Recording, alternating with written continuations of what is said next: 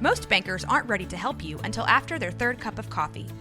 But with Central National Bank's after-hours service, you don't have to wait for the bank lobby to open to get help. You can contact us from 6 to 8:30 in the morning or from 5 to 10 in the evening, and we'll connect you to a real, live, local person who can answer questions and fix problems 7 days a week. Bank different. Bank Central. Central National Bank. Member FDIC. This is a Rogue Media Network podcast. Ride hard and I'll make it by dawn. Cross the Brazos and Waco. I'm safe when I reach San Antonio. He glanced back over his shoulder. All right, welcome back to the Waco History podcast. We have an esteemed guest with us today, right, Rick? Oh, I thought you were going to say I was the esteemed guest. No, that. Oh. The listeners are used to your voice. Yeah, Judge Matt Johnson. It's Justice Matt Johnson. Well, it's whatever he tells you to call him. But yeah, Matt Johnson's here with us today, and he wrote an excellent book on the history of McLennan County Courthouse, the current one we have in its construction. So we're going to talk about that a little bit. But before we do, Matt, I would love to hear a little bit about your history and how you were constructed.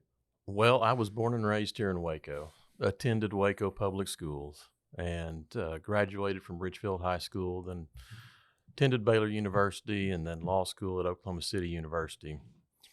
When I graduated from law school, I actually was a briefing attorney at the 10th Court of Appeals where I work now, and I did about a year and a half stint there. Then I was in private practice, but public service called, and I went to the DA's office, and I was a felony prosecutor for 4 years before leaving. Then I was appointed by the county commissioners to serve a term as a justice of the peace. And after that, Judge George Allen announced his retirement, and I decided to run for his seat, and so fortunately was prevailed in the election and served there for 14 years, and then I've been at the Court of Appeals now for about 3.5 years as a justice, and then I'll start a term as Chief Justice on January 1st of 2025. Oh, Great. Fantastic.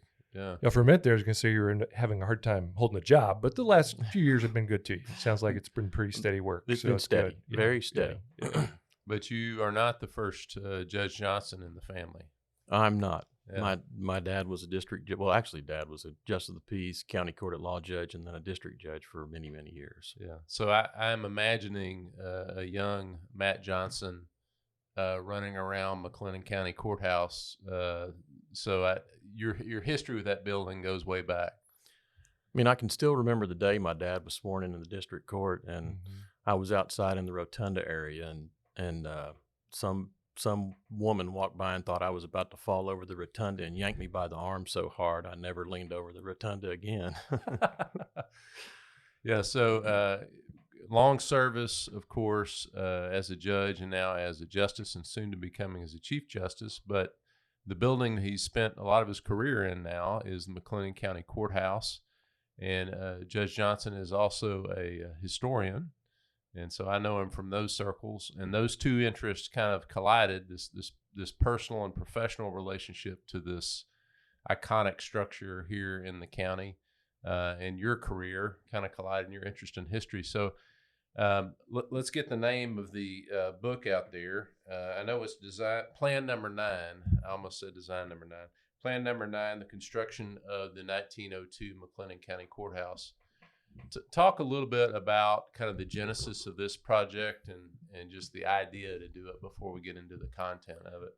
Well, growing up, I was down at the courthouse, fairly regularly to see Dad. And I'd always been curious about what caused that courthouse to be built, in the location it was and the style of architecture, because there's really not another structure like it around here. Mm-hmm.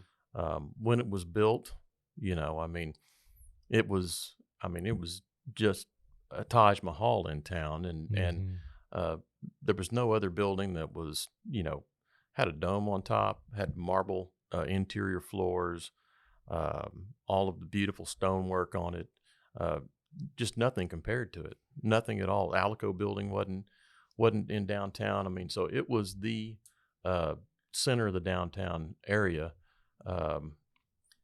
besides the city hall, which was on the city square. Mm-hmm. So I'm imagining a young Matt running and like you mentioned, almost diving off the rotunda.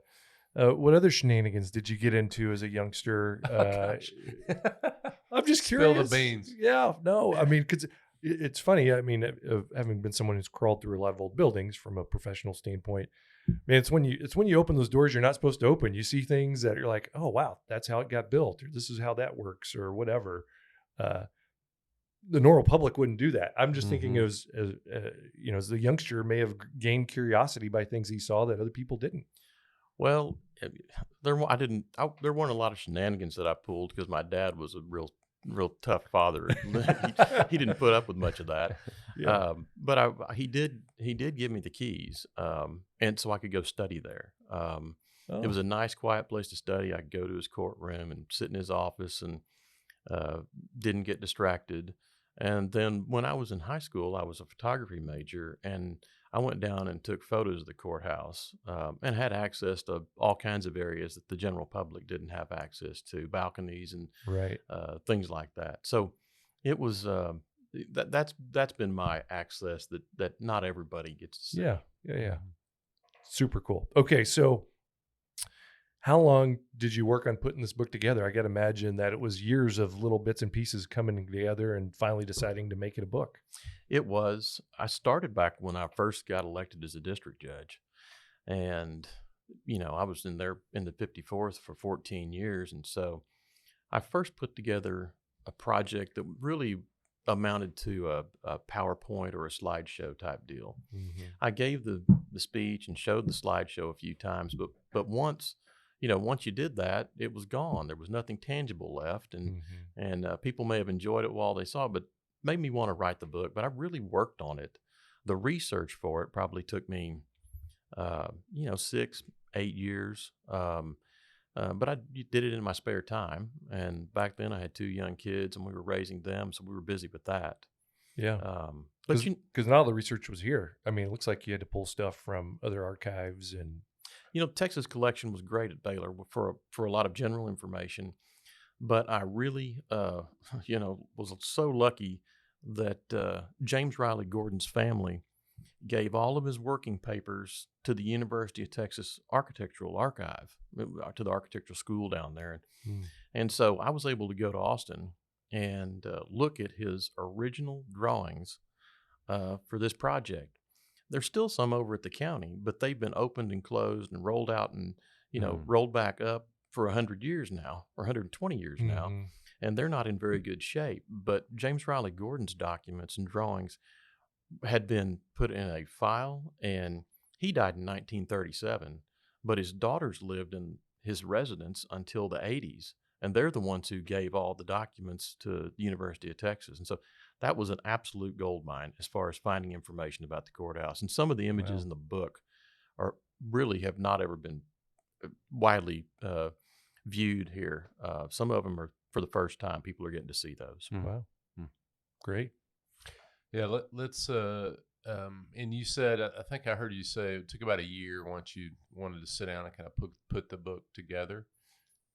I had to. I mean, I had a script that I used for my PowerPoint or documentary, whatever you want to call it, and so I had to take that script and convert it to a book format and change the writing style, and that took about a year and a half, and then the publication process. I mean, I self-published this. And so that process took a while. I had to use a different computer program for book, formatting and stuff like that. So he's not only a judge, he's a publisher and a writer. Now he is, yeah.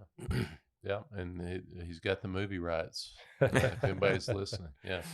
Okay, so walk us through the construction of the county courthouse. Well, in let's see, in 1893, the legislature created the 54th District Court.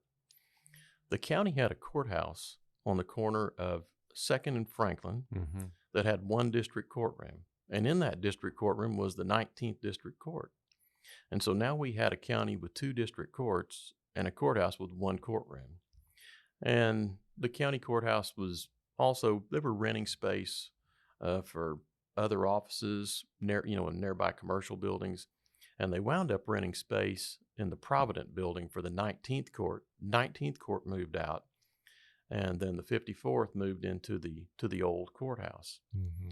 But the noise in the vicinity, it had grown up to be an industrial area. Mm-hmm. There was a boiler plant down there. I believe the Aransas Pass Railroad came through every afternoon, made a lot of noise. And so they just have to halt court because, there wasn't air conditioning. They had to have the windows open. Right. And so it did interfere with all the proceedings. And that really is, probably one of the bigger reasons that the courthouse is where it is now. It wasn't in the industrial area of town. Yeah. Mm-hmm. That's one thing people don't realize when you're walking downtown. You got this great riverscape and the Riverwalk and Indian Springs Park. Yeah, that was the industrial heart of early Waco. It's where, besides where rail cars were worked on, the railroad went, the rail tracks went through there. Livery stables were down there just so they could just shovel the stuff right into the river. That was your disposal. Yeah. It worked really well as a disposal system.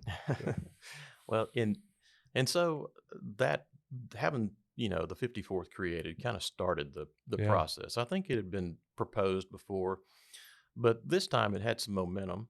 The Young Men's Business League got on board with constructing a new courthouse. They wanted to be a city of great industry, good services, and so they wanted to have a new courthouse. They wanted to have a new bridge across the Brazos, Iron Bridge. It's now at the foot of Washington Avenue down across the Brazos, and then they wanted to have a new train depot. Yeah.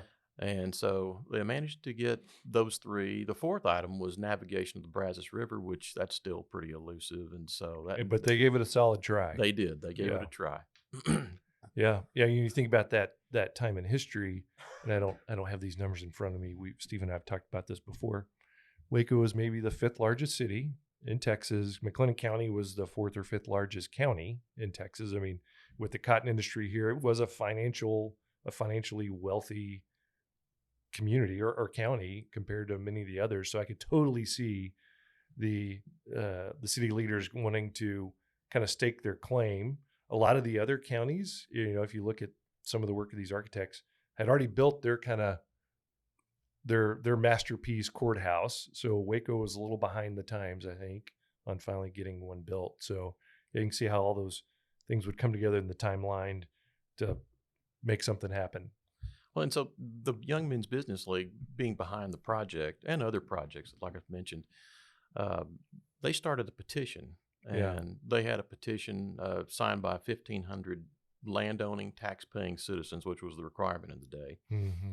And they presented that to the Commissioner's Court in early 1900, and the Commissioner's Court called for an election to issue bonds to build a new courthouse. And then the real debate began between the different for folks pro and con, put it that way. Mm-hmm. Yeah, and I looked at the book. The city overwhelmingly voted for it, and then the urban areas, the rural areas, were against it. Yeah, right. Most of the votes against it came out of Moody and West. Mm-hmm. Those communities kind of thought it was a little bit of a boondoggle for Waco business folks to benefit themselves, and they just didn't see the benefit in it. And there was quite a back and forth between the West Times, I believe, and then the Waco paper. Waco paper was in favor of it, West paper wasn't, and they traded barbs. Was the objection about the bridge in particular, about the courthouse, the depot? It was probably about the courthouse. Yeah. That's the stuff that I saw the most debate on. I don't think anybody had a problem with a new bridge across the Brazos, and it was going to be a partnership with the city, city and county. The new courthouse was, that was all on the county's ticket, and they were going to have to pay for every bit of it. And I think the bond issuance requested $250,000 for the courthouse and a jail. Okay. So, that went along, and fortunately it passed. And real quickly after it passed, they started issuing requests for bids for property to put the courthouse on. Started looking for that, and then they also requested architects submit plans, and plan number 9 was submitted by James Riley Gordon, and so I believe there were 10 total. There were only 2 that were considered seriously by the consulting architect Wesley Clark Dodson. Who was the local architect, right? He was, and I called him the consulting architect. What happened was the county commissioners hired him to assist them in evaluating these architectural plans. And James Riley Gordon was a prolific courthouse architect here in Texas, but and he had kind of a stock set of plans. And if the county was a larger county, they could add a wing on, and he usually kept them symmetrical, so they'd add 2 wings if it was but if it was a small county, it's just kind of a square building. Right. Ours is an original. I mean, absolute original work by James Riley Gordon. And the closest thing of his that he ever designed to it was probably the Arizona State Capitol. And anyway. Yeah. And we I'm sure you could say a few things about Gordon's career. It seems like if you look at the courthouses he did in Texas, this is one of the last that he did here. So I don't know if he saw it as his grand courthouse that he did, or I don't know if he found anything along those lines where he gave any narrative about the McLennan County Courthouse. I think when the whole process started, he was still in San Antonio. Then he moved his practice to Dallas, and he didn't stay in Dallas for a very long time, maybe a couple of 3 years, right, 4 at the most. And then he moved to New York City, and he designed some buildings there, and he became an architect of some notoriety in New York City. Yeah.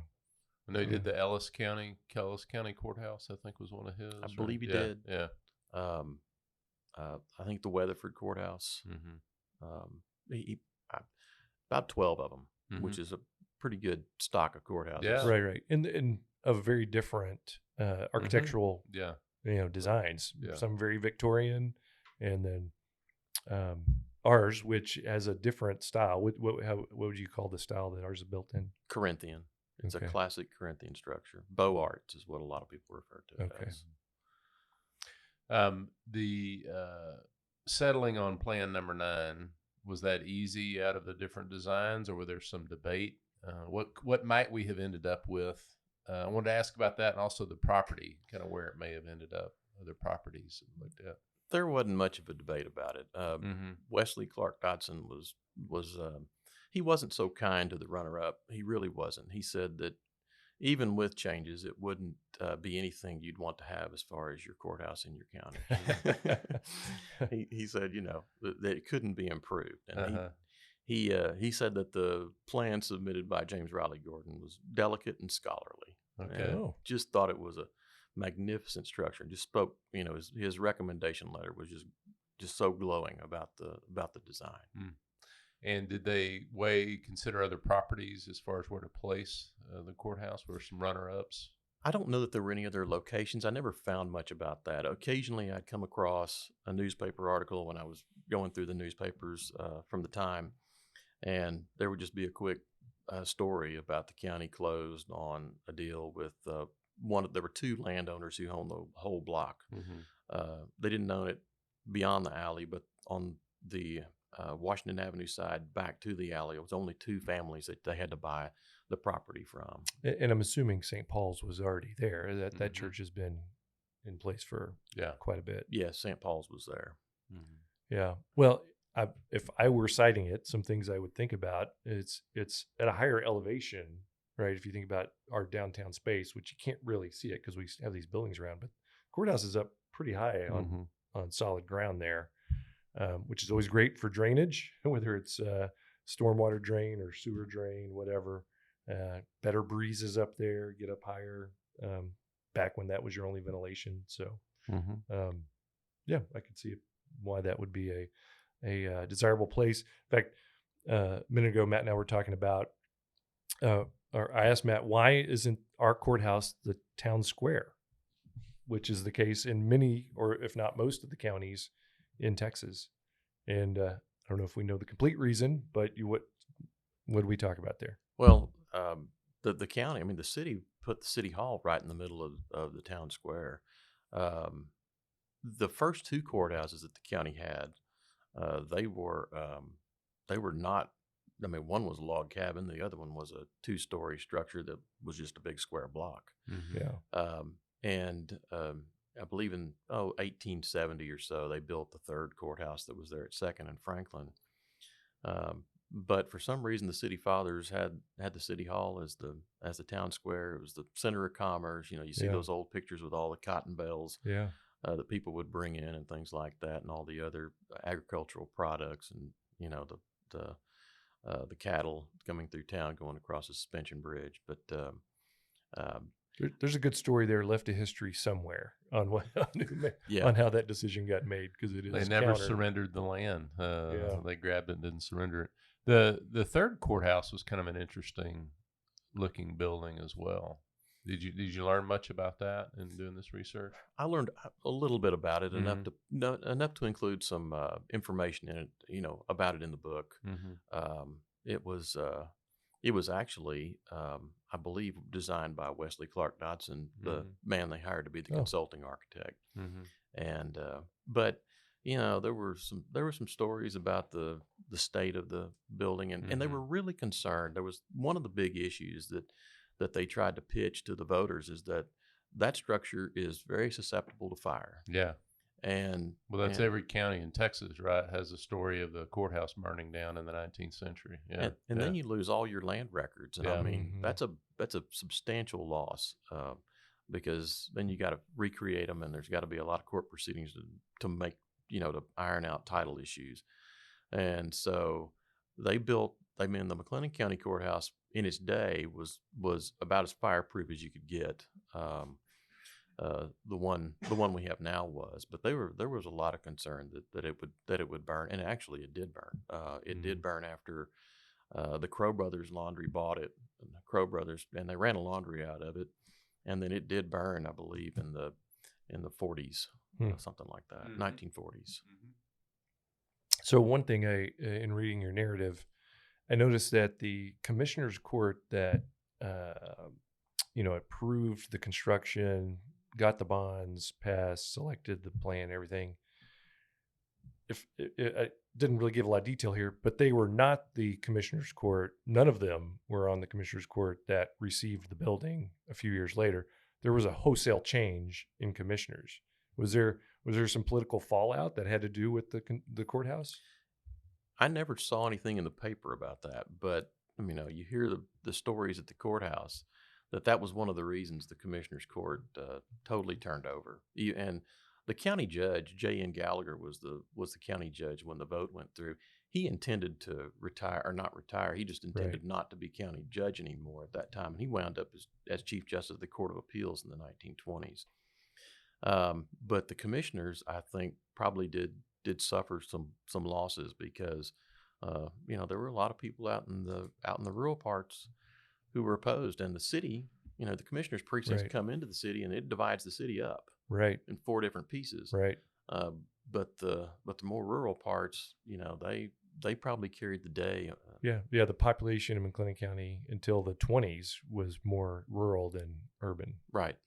And on that second court, the county judge was Judge Gerald, which we've spent a lot of time on here. Very interesting person, kind of a firebrand. I could see him, having an axe to grind, and I mean, he'd just killed. I mean, that could have been 3 or 4 years before, right? Yeah, if I remember my timeline right. 90s, Killed 2 men, and then gets elected county judge. And he'd been county judge before, so he came back for a three-peat. And so if the polls start dipping, Justice Johnson, there's a way to boost your approval rating. Get in a gunfight.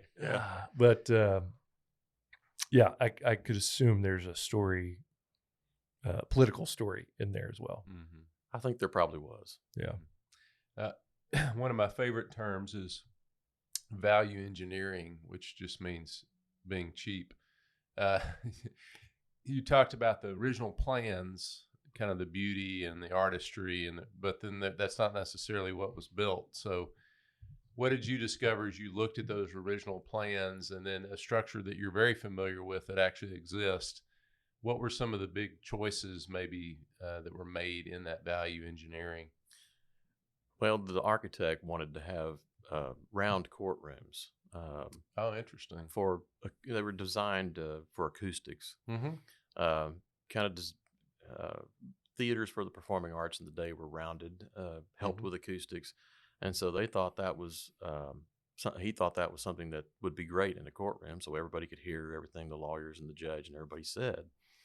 But they also had real big balconies. They took up more space. The original plans had real ornate decoration and statuary outside the courthouse, and ultimately they you've been in the county courthouse, the courtrooms, the corners are rounded off, but the courtrooms aren't round. I mean, they kind of trimmed it back, and I get that.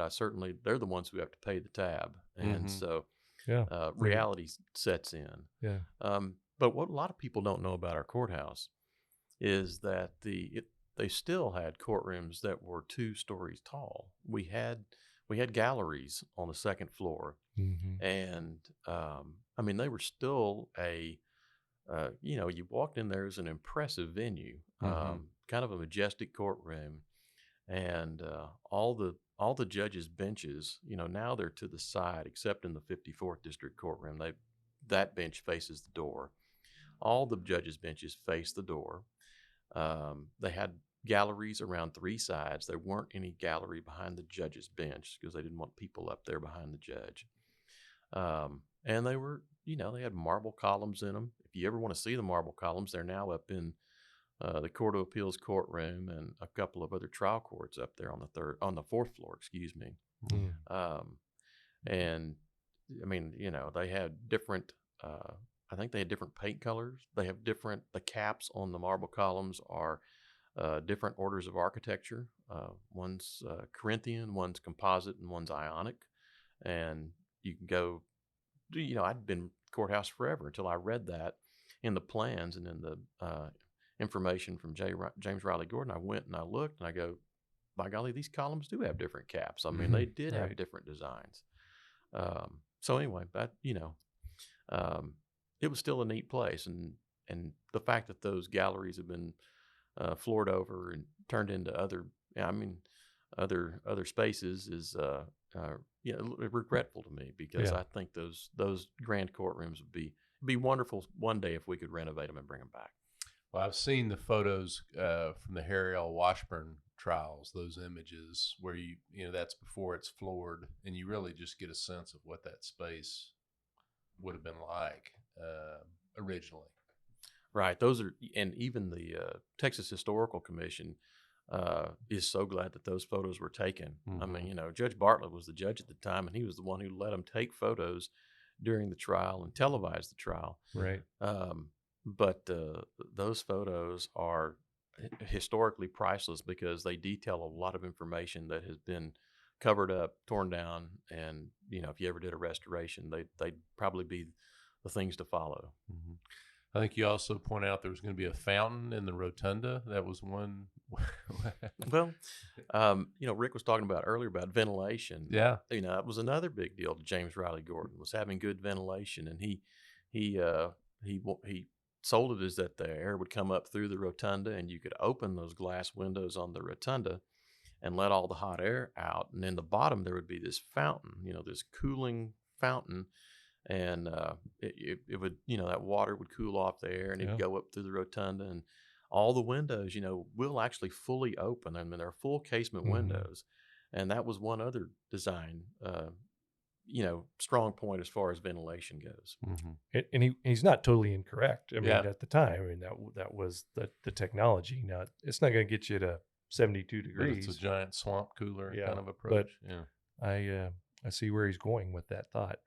I almost took offense at you a minute ago, Stephen, which is not uncommon. That's good. Then it's been a successful Yeah, podcast. the value engineering is a very valuable part of the construction process. It doesn't always mean things are going to be cheaper. Sometimes it's a better way to do it. It at usually a lower means cost. worse. Well, it usually means the architect has designed a little over designed what they did, and you have to pull things into the budget understand. that's allowable. Okay. As a former construction professional, I've got to defend my industry. Well, so. to your credit, they come in under budget, right, for the project.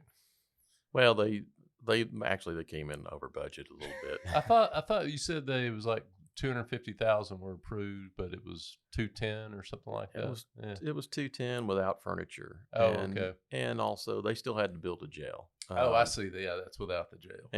And actually, the contract price, the exact contract price, I think was 193, something like that, and it came in at 210. Okay. So it did go over, but all the information I've got, no one was upset with that dollar value. They praised Tom Lovell, the contractor who built the courthouse. He was out of Denton, and his crew, they just talked about how well they worked. And I think the county judge, or maybe the county attorney, said he didn't think there was any finer construction on a courthouse in the state of Texas, and thought that we got every dollar's worth that we spent out of the construction. Mm-hmm. Well, since we're on construction, I like to throw out a few observations. You've got a great photo, and I looked to try to find more photos of the construction. They're probably out there somewhere. But it is amazing. We don't build buildings like this anymore, right? This building is mainly block construction, like literal solid stone blocks that have been cut and are set on top of each other. There's no, as far as I know, it's not like there's rebar in there. There's nothing connecting them. It's the weight of the stone is holding everything together. And they're not using mortar to try to keep everything level as they go up. So those stonemasons are getting this stuff. Their ability to do what they did is a lost art, really, in our world today. You can tell from the picture too, there was some steel infrastructure. So instead of using wood, they wisely used steel for some of the interior superstructure, and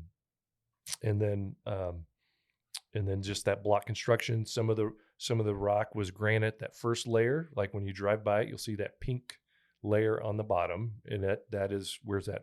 That's from Burnett County. It's the same. It's the same pink granite that was used to build the state capitol.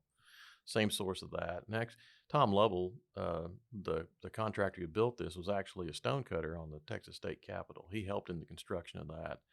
And the contract to build the courthouse required that they use local labor, with the exception of some specialized skilled folks. And we always thank our city and community leaders when they make those choices. That's very good. Yes. Right. But I think the stonecutters were probably some of Tom Lovell's folks from out of town. Sure, it's a highly specialized skill. In McLennan County in the day, there wasn't a lot of stone cutting going on around here. Yeah. A couple other observations. Not a whole lot of safety equipment on the job. We definitely live in a much safer world in the construction world. And I bet if we were able to zoom in on a lot of those stone cutters, a lot of them were probably missing fingers. Probably a lot of them go by stubby or whatever. It was a different world. They've got some pretty rudimentary cranes setting things, whereas today, something like skid steers or bobcats, different kinds of equipment that's so ubiquitous now for lifting heavy loads. That was people and some pretty rudimentary machines lifting these multi-ton blocks of rock and setting them. And anyway, pretty amazing to think about. But then going back to some of the things we talked about, fireproof and making a statement. These were the things that you did to do that. Yeah, and the plaster walls. That was one thing that they didn't want wood exposed. One interesting thing about the wood trim on the courthouse, there's some around all the doors and the windows and things like that. The first floor was actually not called the first floor; it was called the subfloor when it was built, and it was finished out with pine as far as the trim work went. The top 3 floors were finished with white oak because they were actually supposed to be the nice floors of the courthouse. Mm-hmm. And that's another thing you'll notice the next time you're in there. You'll notice that downstairs, when you walk in, that basement level. I mean, there wasn't that terrazzo floor down there with the map of McLennan County on it. It was just a concrete floor. It was not, it wasn't taken care of over the years. There weren't offices down there. I think it was Judge Ray Mormino when he was county judge. He's the one who said we need to fix it up and start using the space down there. So when did the front entrance to the courthouse flip? When did it become underneath the staircase instead of up the staircase and into that first floor? Well, I mean, it's always been available, but it became the primary entrance when we had to do the courthouse security. When I was growing up, every door to the courthouse was unlocked during the day, and you could walk up the front stairs, the side stairs, right. Come in the back door without any access keys or anything like that. But I think when they had to secure the courthouse, that they had to figure out where to put the magnetometer and the screening stuff and, the thing to screen bags and all that. And they just had to have the space to do it. And so that's why they used that first floor, the ground floor. Yeah. Which is, not necessarily as impressive as going up that flight of stairs and into that first floor. Yeah. So, yeah. Anyway. Okay. Anything else about the construction that stood out or you want to bring out of the book? Well, I think that people need to occasionally go to the courthouse and look at it, not just walk past the things getting to the office you're going to. Right. I think you need to stop and appreciate it. And one thing I tell everybody to do is to go to that first floor and stand in the middle of that map of McLennan County and look up. That is the best view at the courthouse around. The second best view is when you go up to the very top, to the 4th floor, in the rotunda area, where you're real close to the dome. Mm-hmm. And sometimes the sunlight comes through there and it comes through the stained glass. And it's just kind of a neat view of the courthouse. Everybody's usually busy going through there. Yeah. They're not taking their time to soak it in. And dealing with some pretty serious issues a lot of times. They're not looking at the beauty of the architecture. Right. They're thinking about some other important issues in their life. And I certainly understand that. But sometime if you go do that, the courthouse had, they also had the stained glass windows in the ceilings of the courtrooms. So you had the 2-story courtrooms with the gallery, and then there were stained glass windows. They're still there in the Court of Appeals courtroom, which that was the 74th District Court's balcony. And they're also in the County Court at Law number 2, which is newly located on the 4th floor. But that was the balcony for the 19th District Court. There were 6 art glass skylights or stained glass skylights in the 54th because it was the largest courtroom because it was going to try criminal cases. Right. But they were lost in a fire in the 30s. There was actually a fire in the attic, and they managed to get it put out before too much damage was done. But it was also the 30s, and money was short, and so they didn't spend the money to get the skylights remade. Gotcha. Another thing that comes to mind about the construction, we don't build buildings today for 100-year life, and I don't know if necessarily they were thinking of 100-year life, but we're clocking 120 now, and we don't foresee that building going away anytime soon. I mean, I think that speaks to the longevity of the construction. Similar, and it's a very similar construction to buildings you see in Europe of that stone type construction that have been around multiple centuries. So that back when you said there's nothing else like it in Waco, that makes that point. So well, and even at the luncheon after the courthouse was dedicated, and they had a luncheon for Tom Lovell to honor him for building such a good courthouse, one of the county officials stood up and said he saw no reason it couldn't last more than 50 years. Which, keep in mind, their last one lasted less than 30 years. Yeah, so, right. I mean, that was the standard before this one. So they had some expectation that it would last a while, but Yeah. no idea it'd be 120 years later. Yeah. A lot of times in construction projects for public projects, whether it's schools or whatever, city, county buildings, people do complain about the cost. But the reality is most of those buildings are built for a much longer lifespan than your typical commercial construction. And, the taxpayers are getting the benefit of that longevity. Yeah. And I think in Texas in particular, our courthouses, I think the Courthouse Preservation Program that started in the 1990s under Bush. And I mean, it's the identity of a lot of these counties in Texas. I mean, it is that central building that makes that county unique. And it seems as a county, we've cared for the courthouse fairly well. I mean, because I know some shape that other courthouses were in Texas counties, but it seems like we've stewarded that building well.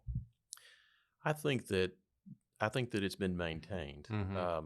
There have been some modifications made to it that probably shouldn't have been done. I mean, we've had some of the caps on the marble columns chipped away because they've put a wall there. I mean, there used to be a marble column in the middle of a wall in the grand jury room when it was located in the courthouse. And there are some things, but I don't think there's anything that's not reversible. I don't think there's anything that's been altered on the building that can't be fixed.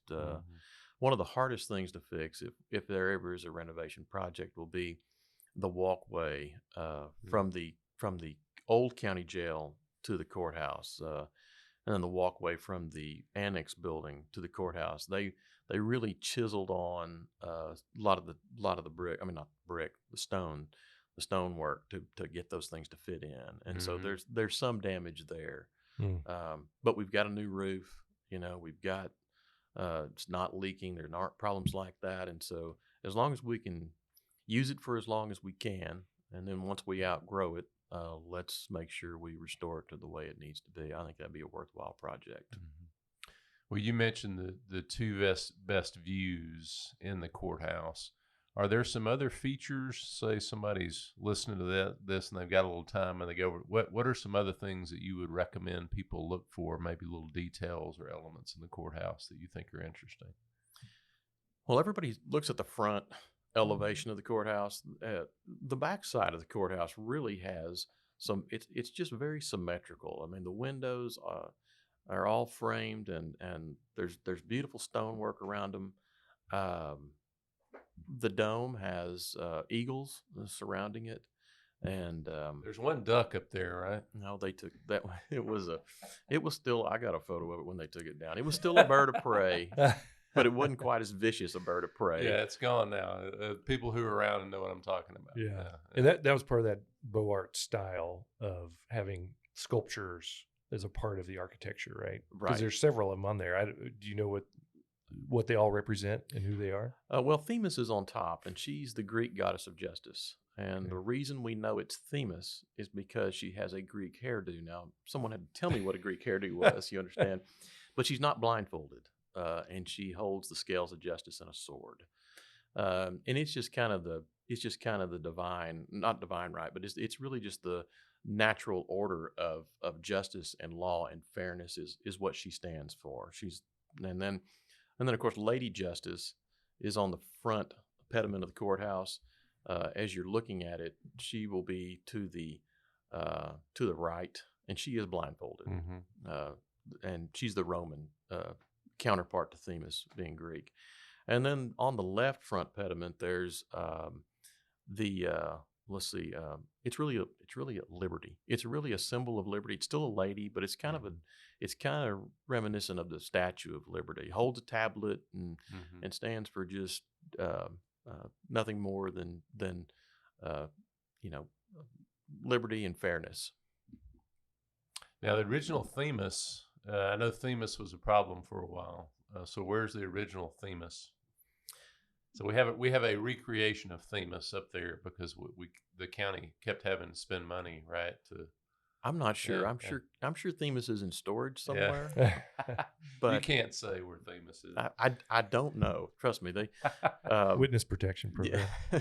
But I know several times they had to do work on Themis, so eventually they decided the better thing to do would just be put a hardier Themis up there. I think it's a fiberglass thing. Okay. But it'll probably last longer than those statues. I mean, they were made out of zinc and they were pressed out. Yeah. So they did 10 years worth of service, and that's about all you can expect. One of the things we, as I was walking into the building here at Alico, Matt and I kind of walked in together looking back towards the courthouse.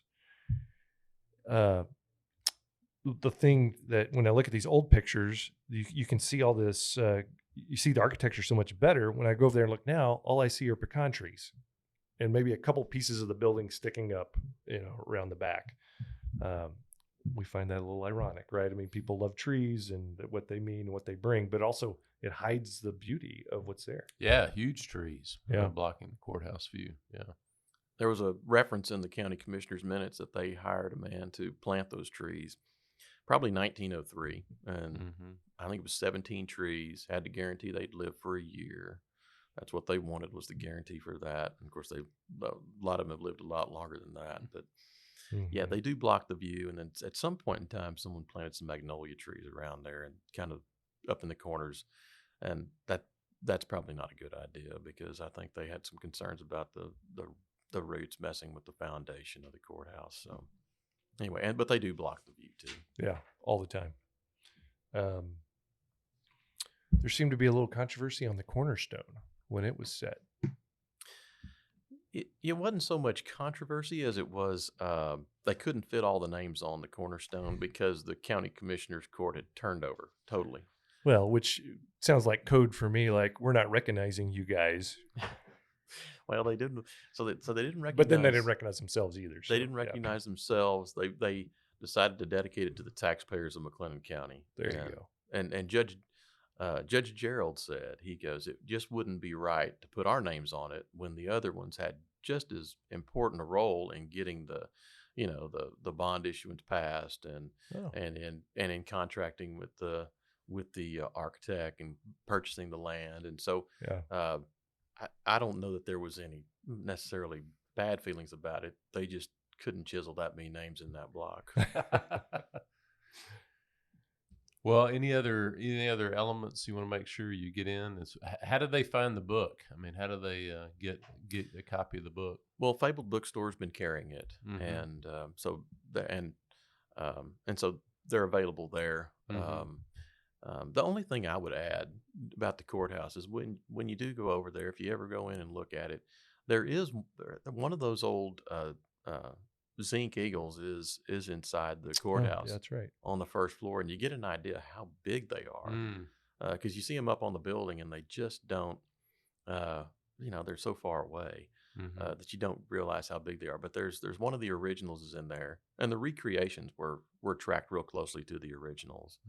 The only thing they did was they left out the eyes being lit at night on the recreations because the original ones, the eyes they'd light them up at night, and there was one account that said they'd light them up red.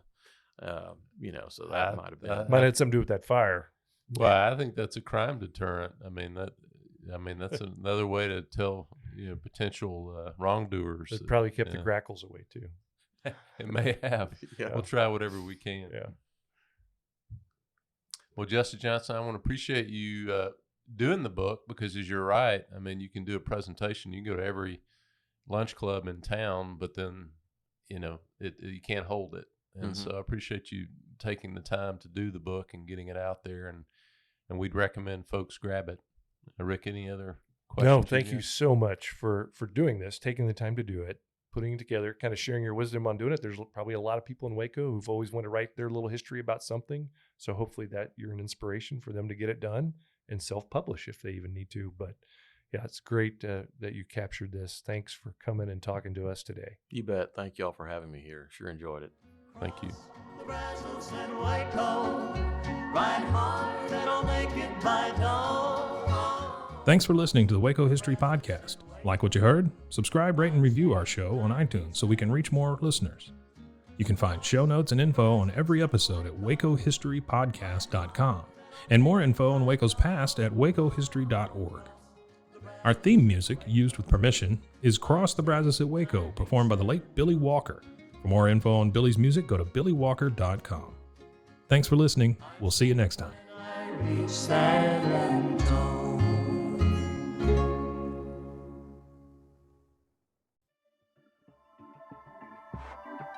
This has been a Rogue Media Network production.